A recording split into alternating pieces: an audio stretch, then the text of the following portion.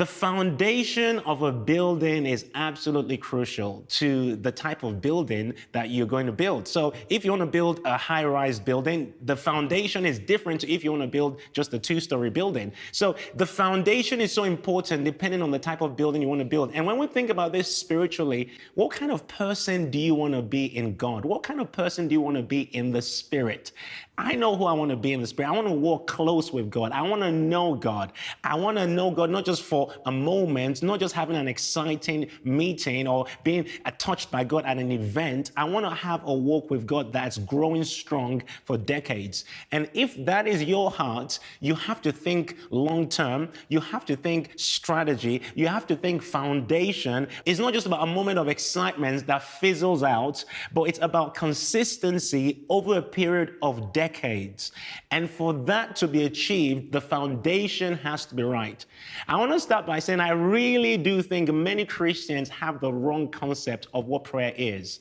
Many people think prayer is all about just coming before God and asking for things. Many people think prayer is just something we do when we're in crisis, when we're in need, when we need God to just step into a situation. So that's what we're going to do. So people have this concept of prayer that's all about just asking God for things. Now, obviously, that is not wrong, but the problem with that is it's a wrong foundation to build on, because that kind of foundation will not be able to sustain passion for God for decades. And what I want to do right now is just show you some simple principles that would help you to begin to have that right foundation, so that 1 year down the line, 5 years down the line, 6, 10 years down the line, you're still growing in God because you've laid the right foundation. We're going to look at a verse of scripture in this session, Psalm 27:4. It says this: "One thing I have desired of the Lord, and that will I seek, that I may dwell in the house of the Lord all the days of my life,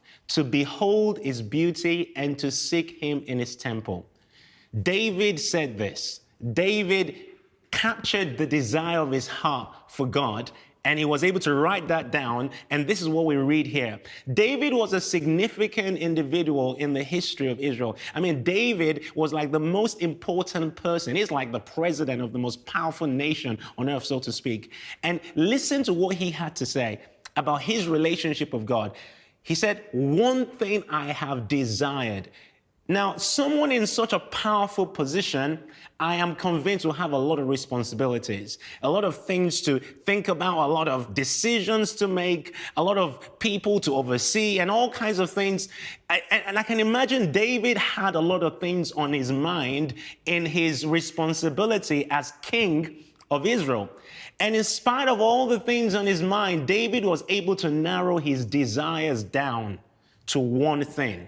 He was able to have one focus. And he said, "One thing have I desired of the Lord." His desire was to be in the presence of God and to seek God. He was not intense at 20 things at the same time. This is what Jesus says: "You shall love the Lord your God with all your heart, with all your soul, with all your mind, and with all your strength."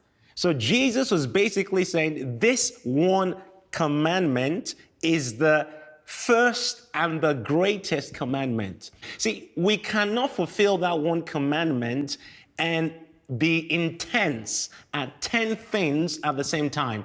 If you want to fulfill that one commandment, it actually narrows down your desires and brings focus in your life. Because to love the Lord your God with all your heart means your emotions, your mind, the way you live is all centered around your love for God.